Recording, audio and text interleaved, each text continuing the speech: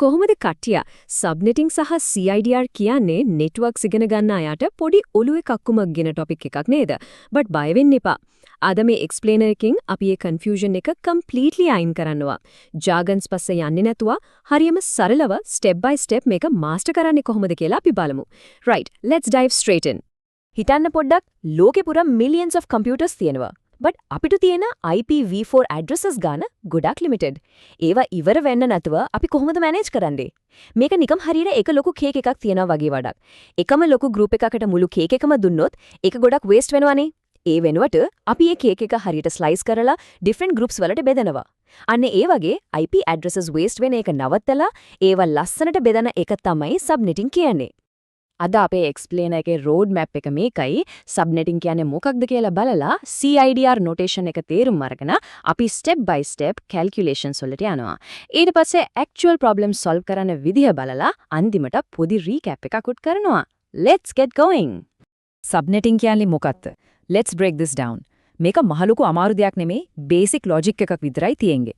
subnetting කියන්නේ simple ලොකු network එකක් පොඩි manage කරන්න ලේසි subnets වලට බෙදන process එක. හිතන්න ලොකු company එකක් තියෙනවා කියලා. මුළු company එකම එක ලොකු hall එකකට දාලා වැඩ කරොත් කොහොමද තියෙවිද? පට්ට chaos නේද? ඒ වෙනුවට අපි එක HR, IT, finance කියලා departments වලට ලස්සනට බෙදනවා. ඒකෙන් organization එක වගේම security එක ගොඩක් වැඩි වෙනවා. networks වලත් වෙන්නේ මේ දෙම තමයි. so අපි I මේක කරන්නේ main reasons හතරක් තියෙනවා. එකක් තමයි efficient IP address allocation. ඒ කියන්නේ addresses waste වෙන එක completely නවත්තන එක. දෙවෙනි එක better network performance. ලොකු network එකක යන traffic jam එක අඩු කරලා පොඩි subnets ඇතුලේ traffic එක manage කරනවා. තුන්වෙනි එක enhanced security. එකිනෙකත් එක්ක කතා කරන්න ඕනි නැති devices වෙනම තියන්න ඒකෙන් අපිට පුළුවන්. and finally මුළු network management එකම ගොඩක් ලේසි වෙනවා. පොඩි pause එකක් ගමු. මේක තේරුණාද? subnetting කරන්නේ I කියන Y එක දැන් clear නම් අපි ඊළඟ step එකට යමු. මොකද මේක නිකම් හිතුවට මදි. technical notation එක කොහමද වැඩ කරන්නේ කියලාත් බලන්න එපයි. ඒ කියන්නේ section 2 CIDR notation එක තේරුම් ගනිමු.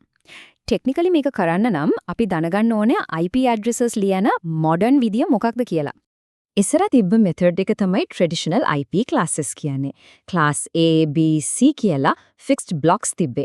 මේක නිකන් pre-made t-shirt sizes වගේ. small, medium, large විතරයි තියෙන්නේ. ඒක හැමෝටම fit වෙන්නේ නැති නිසා ගොඩක් IPs waste වුණානේ. ඒකට solution එක විදිහට අපු modern method එක තමයි CIDR. ඒ කියන්නේ classless interdomain routing. මේකෙන් අපිට ඕන size එකට network එක customize කරන්න පුළුවන් හරියටම tailor-made suit එකක් වගේ. No wastage at all. CID කියන්නේ number එකක් ඉස්සරහා slash එකක් දාලා. table එකේ බලන්න for example /24යි. මේ කියන්නේ IP address එකේ තියෙන bits 32න් පළමුවෙනි bits 24ක්ම network එකට lock වෙලා කියන එක. එතකොට ඉතුරු වෙන bits 8 තමයි hostලට ඒ කියන්නේ computers වලට use කරන්න පුළුවන්. ඒකයි /24 network එකක අපිට usable host 254ක් හම්බ වෙන්නේ. requirement එක අනුව මේ prefix එක වෙනස් කරන්න පුළුවන්. මේ diagram එක පොඩ්ඩක් බලන්න. වම් පැත්තේ තියෙනම 192.168.1.0/24 network එක. දකුණු පැත්තේ 192.168.2.0/24 network එක. මේ networks දෙක completely separate subnets දෙකක්. ඒවා ලස්සනට connect කරලා තියෙන මැද තියෙන router එකෙන්. real world එකේ අපිට subnetting ඕන වෙන්නේ අන්න ඒ වගේ 10 වලදී. දැන් අපි බලමු මේක මතුවලින් කොහොමද කරන්නේ කියලා. section 3 step by step subnetting. ඕන subnetting problem එකක් unlock කරන්න පුරුවන් golden formulas දෙකක් තමයි මේ තියෙන්නේ. පළමුවෙනි එක අපිට subnets කීයක් හදන්න පුළුවන්ද කියලා බලන්න 2 to the power of borrowed bits use කරන්නම. දෙවෙනි එක subnet එකක devices කීයක් connect කරන්න පුරුවන්ද කියලා හොයන්න 2 to the power of remaining host bits -2 පාවිච්චි කරන්නම. මේ දෙක නම් හොඳට මතක තියාගන්න. ප්‍රශ්නයක් ඇති ඇයි මේ දෙවනි ෆෝමියුලා එකෙන් 2ක අඩු කරන්න කියලා. රීසන් එක මේකයි අපිට හම්බ වෙන ඇඩ්‍රසස් වලින් හැමතිස්සෙම එක ඇඩ්‍රස් එකක් network address එකක් විදියට reserve වෙනවා අනිත් එක broadcast address එකක් විදියට reserve වෙනවා. මේ addresses දෙක අපිට computers වල එක assign කරන්න බෑ. අන්න එකයි total එකෙන් අපි always 2ක් අඩු කරන්නේ. තියරි පාර්ට් එක නම් එහෙමම තමයි. බට් මේක නිකම්ම කතා කළාට තේරුම් ගන්න අමාරුයි නේද? අපි පොඩ්ඩක් ක්වෙස්චන් එකකින් බලමු.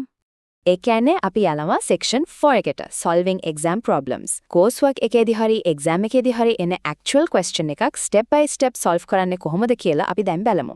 readyද? මේ තියෙන්නේ අපේ problem එක. Given the IP address 192.168.1.0/26, how do we determine the subnets and usable hosts? පොඩ්ඩක් try කරලා බලන්න මොකක්ද අපේ very first step එක වෙන්න ඕනි කියලා. මේක කරන්නේ මෙහෙමයි. පළමුවෙනි ස්ටෙප් එක විදිහක මාස්ක් එක අයිඩෙන්ටිෆයි කරගමු. /26 කියන්නේ අපි network bits ගන්න 26යි කියන එක. අපිට මතකයිනේ IPv4 address එකක් හැමතිස්සෙම total bits 32ක් කියලා. So step 3 විදිහට අපි host bits ගාන හොයාගන්න ඕනේ. 32න් 26ක් අඩු කළම අපිට host bits 6ක් ඉතුරු වෙනවා. ඒක තමයි අපේ magic number එක. දැන් අපි අපේ දෙවැනි golden formula එක apply කරමු. host ගාන හොයන්න 2 to the power of host bits. ඒ කියන්නේ 2a 7th වෙනි බලය එක 625යි. ඒකෙන් 3ක් අඩු කළම අපිට exactly 62 usable devices per subnet එනවා. හරි ලේසියෙන් මේ පාර්ට් එක. මේකෙන් වෙන්නේ network එක හරියට බෙදෙන එක. අපිට තිබ්බ bits 24 network එකේ අපි bits 2 එකක් borrow කරපු නිසා අපිට subnets 4ක හදුනා. table එක බලන්න එකක් subnet එකකට addresses 64 ගණන් යනවා. ඒ කියන්නේ 0 ඉඳන් 63, 64 ඉඳන් 127 ඒ වගේ. හැබැයි එකෙන් usable host line ඉන්නවා 62 ගණන්. See, we successfully divided the network step by step. exam එකට මේ වගේ හිතන්න පුළුවන්. අපි මේ කතා කරපු step by step logic එක follow කරොත් exam එකට වුණත් submitting questions වලට full marks ගන්න එක මහ ලොකු දෙයක් නෙමෙයි. අර golden formulas දෙක and අර අඩු කරන දෙක අමතක කරන්න මෙපා. එහෙමින් එතකොට වැරදින්නේ නැහැ. Excellent work. The math part is done. දැන් අපි යමු අපේ last section එකට. Section 5 recap and practice. මේ ඉගෙනගත්ත දේවල් lock in කරගන්න අපි පොඩි rapid fire review එකක් කරමු. Okay. මේක පොඩ්ඩක් හිතලා බලමු. අපේ original network එක 192.168.1.0/24 නම් ඒක අපි සමාන networks දෙකට බෙදන්න ඕන නම් අපි bits කීයක් borrow කරන්න ඕනේද? උත්තරය තමයි bit 1යි. මොකද 2 to the power of 1 තමයි 2 වෙන්නේ. එතකොට අර /24 එක වෙනස් වෙනවා /25 විදියට. මේ තව example එකක් class notes වලින්ම ගත්ත දෙයක්.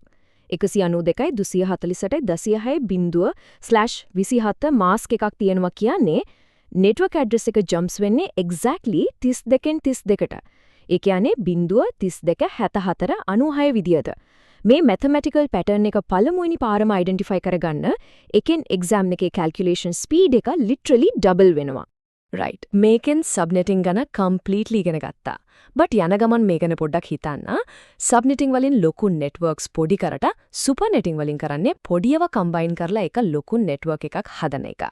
මේකෙන් ලොකු internet service providers ලගේ routing tables කොච්චර efficiently shrink කරන්න පුරවන්ද කියලා හිතලා තියෙනවද? ඒක මරම interesting topic එකක්. ඒකත් එක්ක අපි අද explain එක ඉවර කරනවා. දිගටම practice කරන්න.